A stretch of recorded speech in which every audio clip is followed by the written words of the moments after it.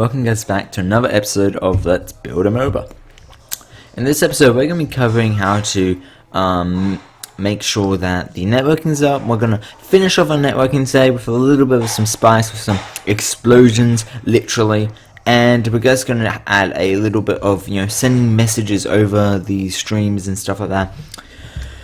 I've spent probably the last hour optimizing the system a little bit, reducing some things that we didn't have and making sure that players now can't move other objects. Because we had moving objects last time, and I was talking about how maybe I may add it so players can only move their own objects.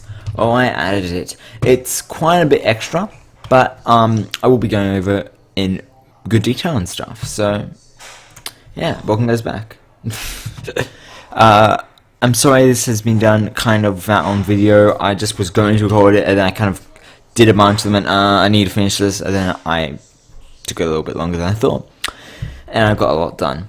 Anyway, I'll just quickly close the door.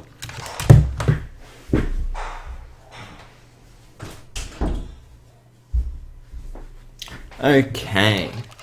So we're going to begin off with a few things. We've got a few little extra variables that you might want to write down.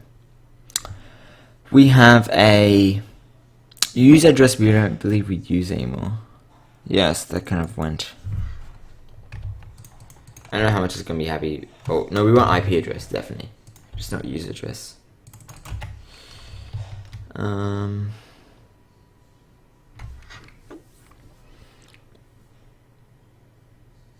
Yes, we don't want user address, we want IP. So this is just basically just move user address, but there's a few things that changed from using user address, because people may go, oh wait, wasn't user address like the old way we identify them? Yes, but there's a few problems. One was we're not using network connections anymore, which I believe maybe we were. I don't even know if we even had this system right before. I don't actually know how much we got through, because I've been working on this the last few days, which is why I've been not making videos, is because I've just never really had enough content I feel that I could do in a video, since this is quite time consuming, this work, since this is the first time I've ever done it, meaning I'm kind of playing around a bit and then I'm going to jump straight in. If you see what I've been doing now, this is basically what we're going to do in Moba. We're just basically going to copy half the stuff across, right? Moving, very simple, right? We're doing all the calculations on the client, and then we're just sending the server to tell everyone to move to this position. Pretty easy. Very, very simple. And because the server's moving to that position, that means all the clients follow. Because that's how it works, as whatever the server happens to the server happens to all the clients. Now, we're also doing a few other things, like making sure that you can only charge your own units, or your own things that were created by you. So whenever you create a cube, we send a message to the server saying this person created the cube, and then it only allows that person to edit it. Doesn't even allow the server to edit it. Obviously that's up to you whether or not you want the server to edit it. I can't speak, but that's a bit different. I'm just going to call this like final, because we're basically done. This will be in the description if we finish it today. If we don't finish today, there'll be another video tomorrow finishing it, and then it'll be in the description tomorrow. With all the scripts, with the whole project, everything, just so you guys can play around with it. And remember that obviously with the if you want to have multiple instances of it, which you probably do, you can just run this little thing here, which will make sure we update. Remember, whenever you make changes with the program, if you are going to make changes, you have to always go build and run, or you can go build settings, build, or build and run, whatever, and you have to make sure you choose whatever one you want. And this is obviously 64-bit, this is normal bit, so I'll have a version of each, obviously. I'll make sure we add a code. Yeah, so I am just gonna obviously say that a little bit. So nothing. This is a big change. I forgot to say this. This is how many. This allows the editor to run in the background. Normally, when you export a game, it always has the setting enabled for certain things. I can't speak blah blah. I don't think iOS has that option enabled. But I do know that PC and Mac does, and so does Linux and things like that. I'm losing my voice a bit, which is about I'm getting all caught and stuff like that in my brain and blah blah and stuff, because I'm quite tired and because I'm quite sick and stuff. It's just draining. Guys, so this is the number of boxes we had this last time. I'm pretty sure this is all the user IDs. And even though the IDs, what they really are is they're called GUIDs. I don't know what they stand for. They probably stand for something like graphical user interface IDs. I know they don't, but regardless, they're about, I think, 10 characters or 12 characters long, and they're just a bunch of random numbers, essentially. I do know there's something to do with how your computer works and stuff. There's some special thing Unity decides, since they're always the same for each computer. Don't worry, if you run multiple instances, they will have different IDs. So I could run 4 different Mobas on this computer, and all those 4 different Mobas would all run properly. If obviously I can't pronounce whether or not they would lag, but they would all run and you could all work it out. So that's really cool for local, allowing you to run multiple of the same game. Obviously that won't work with Steam, but maybe I know there's a way to do it. Guys, that's a really cool thing if you're building a game and you want it's local. I mean, just allow them to have multiple games of it, so they can have like 2 running. Obviously, it's not great if you're doing a fighting game, but I mean, if you've got multiple monitors, that's pretty interesting. Maybe add an option for that. Yes. Now, we have something here called constant integer, and it's the max players. Now, constants can never be changed. You can't ever change them. They're that. It's always going to be 4. The only way for me to change it is by changing it here to like 5, or to 6, or 7, or 4. So this is a way for me to say how many players. This is not how many players max. This is how many connections to the server. So the server still counts as a player. So the server can still do all the actions every client can, but he's not counted as a player, kind of. So essentially, when we're looking at this, what we're saying, well, there can be 4 connections to the server. So that means there can be a total of 5 players. This specific client's play ID. Now this is really good. This is the one thing I kind of hate about Unity right now with its networking, is it's really darn confusing for new people. It really is, because even though I've got RPCs that are only server, I also have some things that are only client. I want the ability to say a script, you're on the server, you're on the client. So the client doesn't need to have copies of RPCs it's not going to be calling. Why doesn't it have copies of those in scripts? It just makes it really confusing. So essentially, everything you see in RPC is normally not going to be player client side in this script thing, but sometimes they can be, which makes it even more confusing. Regardless, so this is the unique play ID, which is the GUID. We just keep a copy of it. It just makes it easier, especially when you're sending something to someone or whatever. It just means that we're just storing this essentially. And no, we don't want to initialize it at runtime. We want to initialize whenever you connect or whenever you host. So obviously we have our launch server thing, which happens whenever you press host. It just sets an incoming password. It's usernats. I don't know what this means. The opposite of have public address. Oh, I see. Okay, so if you have a public address, so that's your port forwarded, then what it's going to do is it's going to not use NAT. But if you don't have a public address, that's you haven't port forwarded, it's going to use NAT. I don't know whether or not it allows people to connect to you. That is really cool if it allows people to connect to you without you having to use port forwarding. I just realized that, what it means. That is really nifty. Okay, that's cool.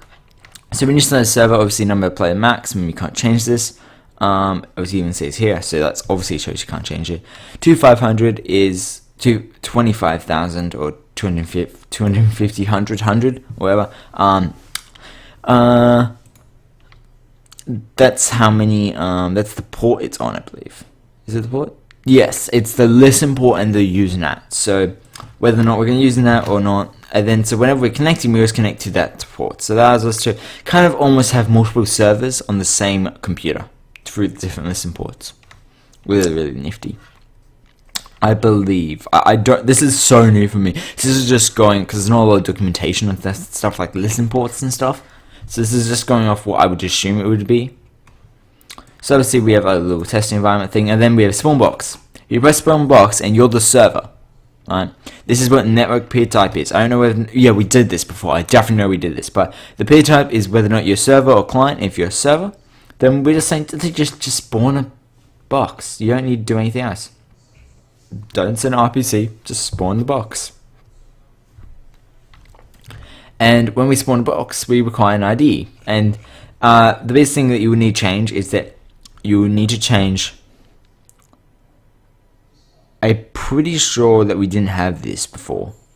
I'm pretty sure. So if we didn't have this before, all you need to do is just add an extra variable called string create ID. So make sure there's only one that says string create ID or whatever.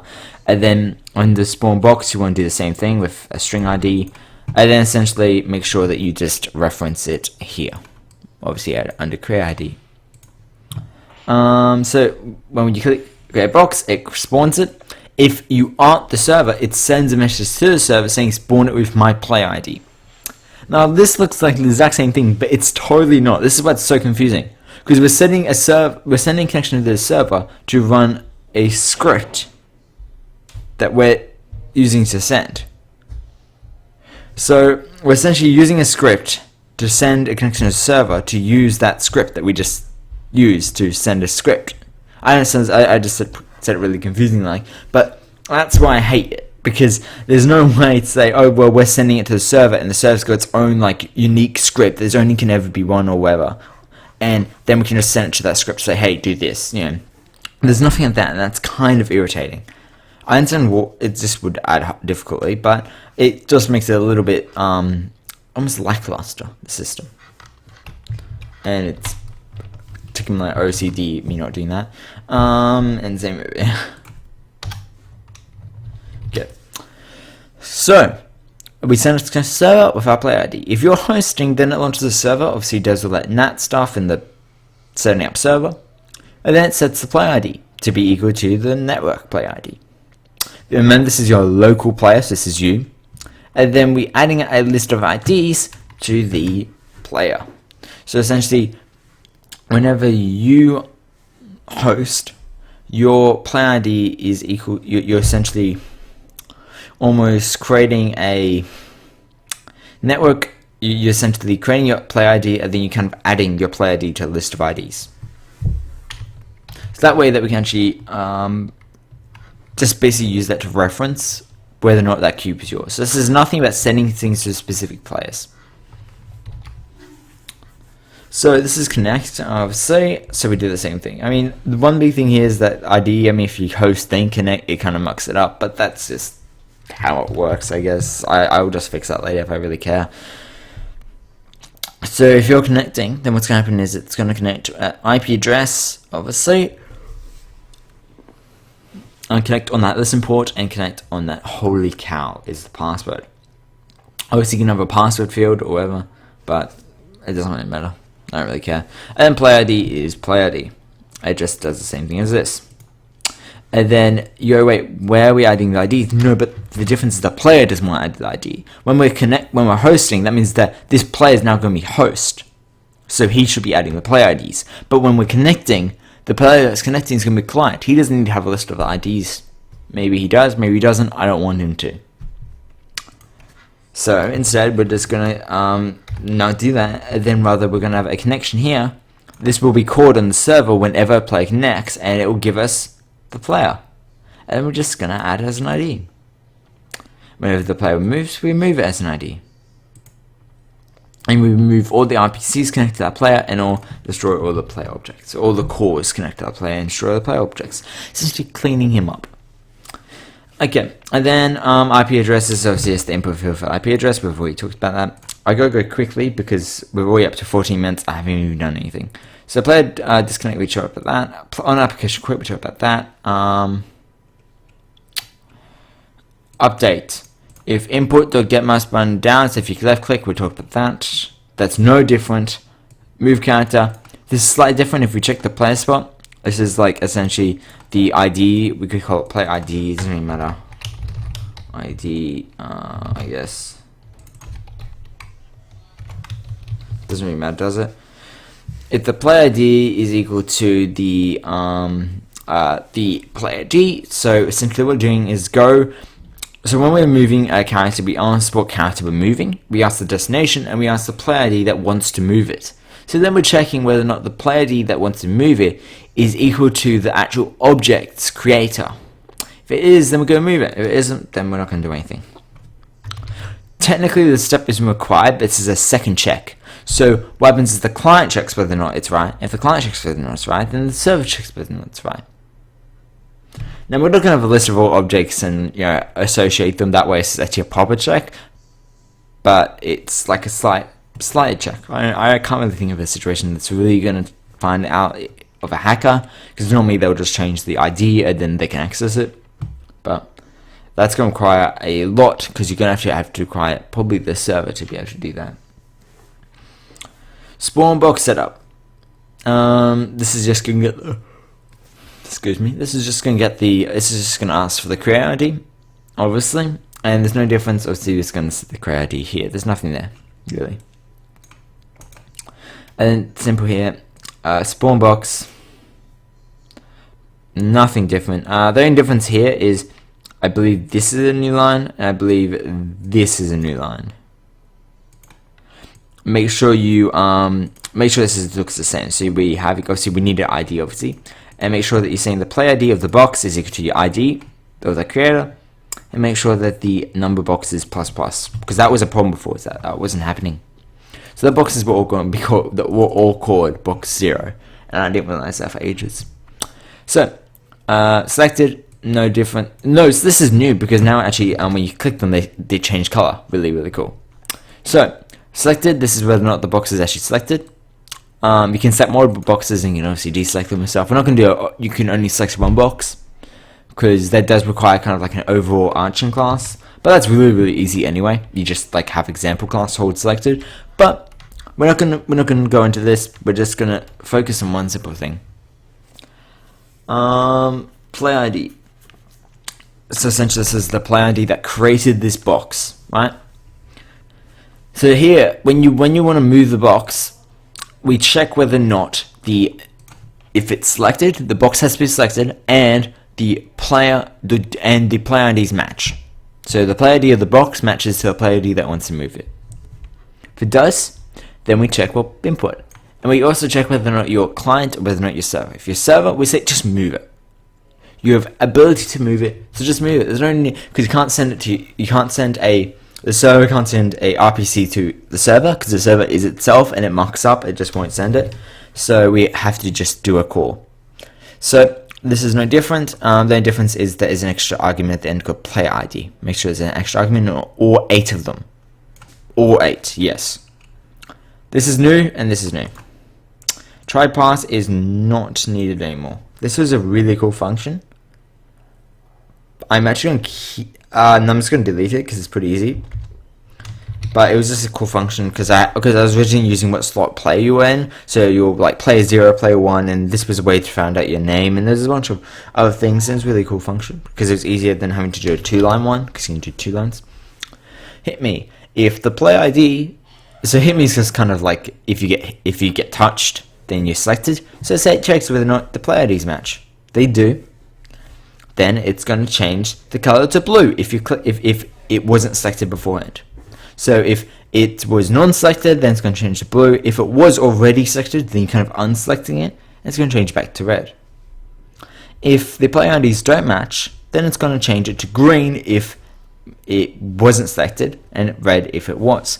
Now this allows you to kind of check things like maybe you want, like in law, if you click on character, you can kind of see some of the stats, some of the items and stuff like that. Maybe you want that or whatever.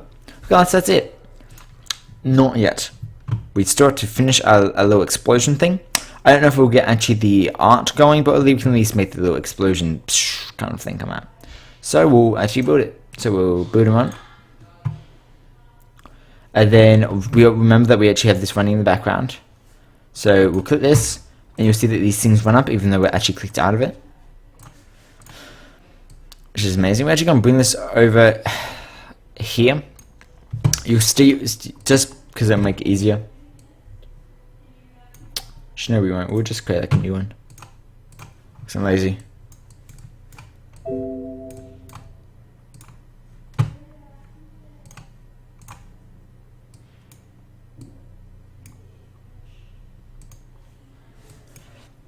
I haven't felt that, by the way, because so went offline. We'll just go to where? Here. first. There's like oh, that will have to rebuild them on it. That's what happens when you run. When you try to build one, we already have one going, I think.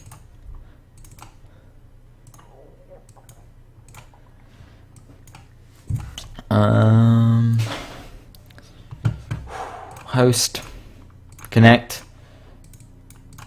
spawn box, yay! It works. See, green. You can play my key is smashing. I can't move it. Whatever I do, I can move this one. And change blue. Spawn box. I can move this one. I can't move this one. I can select multiple, and I will only move the ones it wants to move. Obviously, they can kind of clip in and stuff like that. Okay, let's say I spawn a few more boxes. I move all of them. Isn't that freaking cool? I'm sorry, but that's like freaking darn cool. This is so freaking cool. The fact that you can just kind of like move these around and then just kind of do whatever you want with them. That's really cool to me. So if we obviously select with these, we'll find that we can only move this one down here.